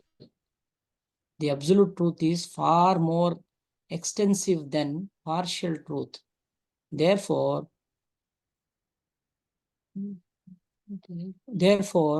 one who is in full knowledge of Lord Krishna has the greatest facility to engage in philosophical analysis. Since a pure devotee is working with the entire range of conceptual categories, those who do not know Lord Krishna are attracted to the impersonal Brahman or the localized Paramatma. But they are not aware of personality of Godhead, lacking knowledge of Bhagavan. Such imperfect philosophers certainly do not understand the expansion, interaction, and withdrawal of Lord's innumerable potencies, and thus cannot fully analyze them. By faithfully accepting everything Lord Krishna speaks as the absolute truth, one comes to the mature platform of philosophy and achieves perfect knowledge. So all these processes lead to bhakti. Now, we have the last verse.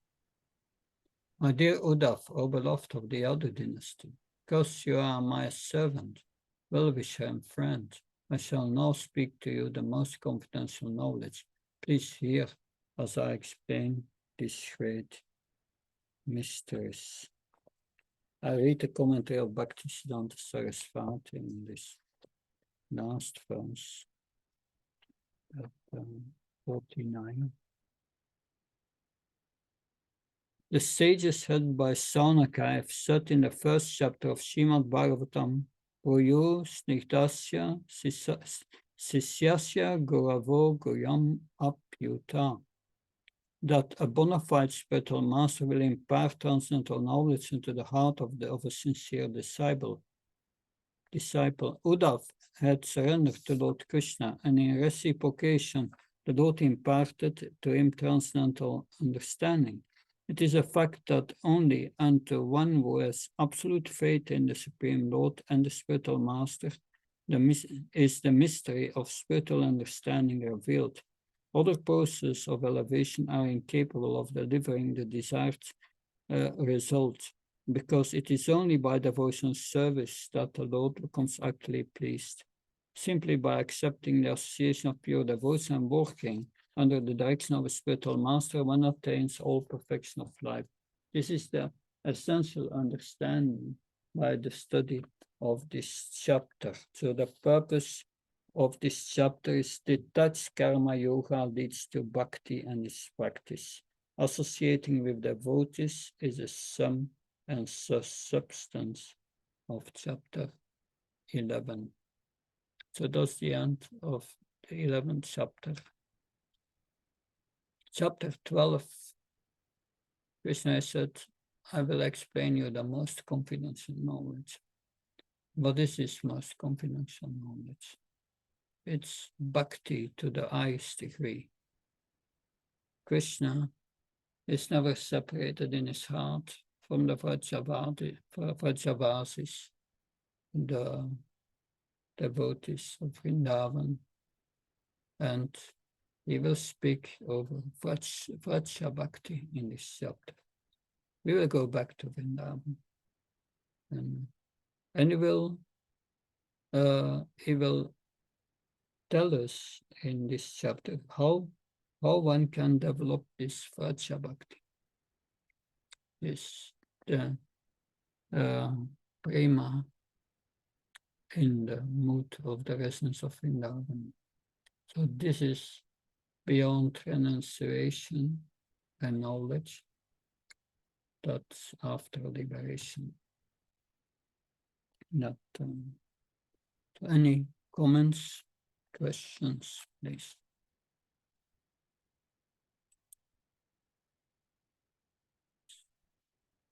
It's been an intense chapter. Yeah, from Jnana to Bhakti.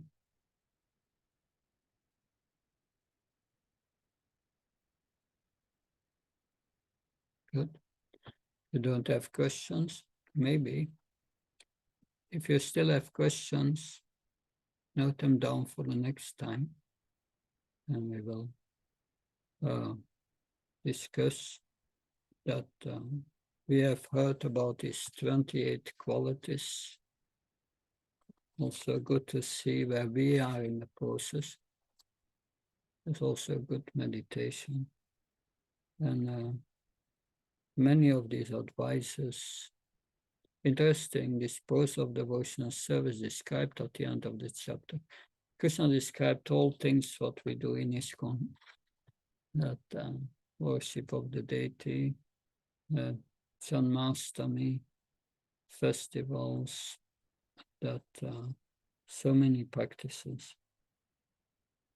That, and that will be later described in later chapters. Krishna will describe the process of deity worship more in detail.